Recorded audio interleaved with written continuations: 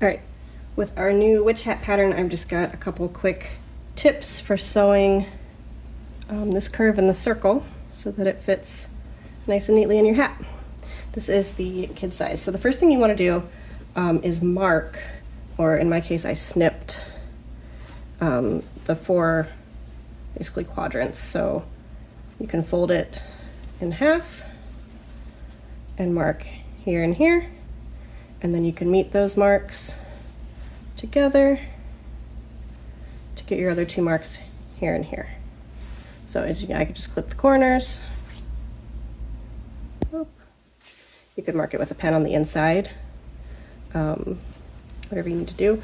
But if you mark the 4 kind of quadrants of one piece, and then you'll mark the same on your next piece, you'll do the exact same thing. You'll fold this in half,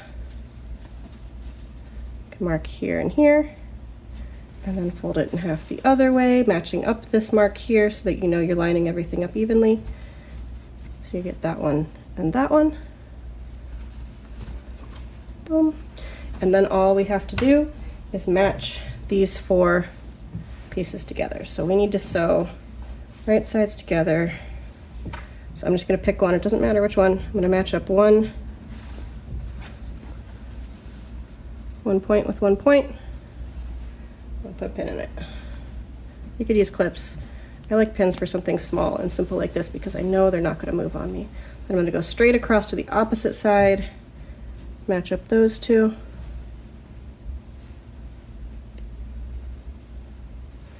Over here, this isn't a snip, but just my seam. So I'm going to match up my seam with that one for the point of the hat at least.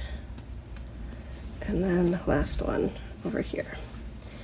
If you are new to this project, this is your first time doing curves, you can come in with more pins.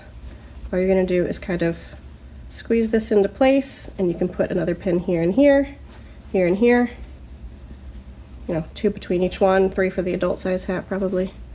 But you can see as long as you kind of like stretch it out, it's going to line up. And I just do the 4, so I know kind of, you know, gauge as I'm going that I'm staying on track. And then we sew.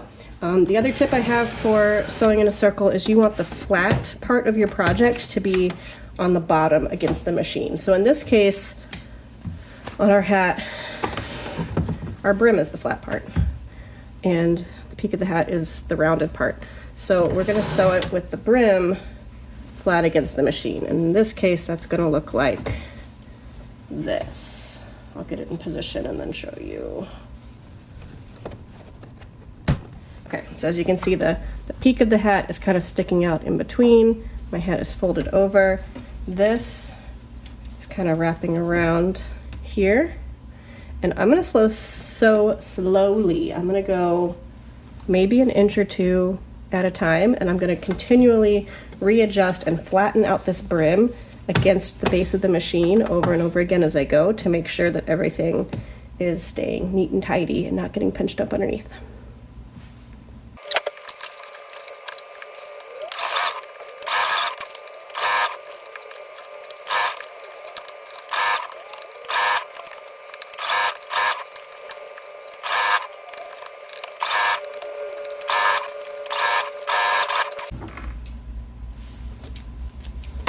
All right, see, I didn't start quite at a 1/2 inch. It's supposed to be a 1/2 inch seam allowance, but now I've gone all the way around and it's looking pretty smooth. There might be a tiny little pinch there, but pretty happy.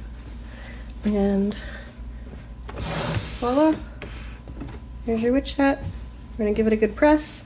We will make the other layer, because this is a reversible double-sided hat. So we'll make one to go on the other side, and then we've got perfect Halloween accessory. Thanks for watching.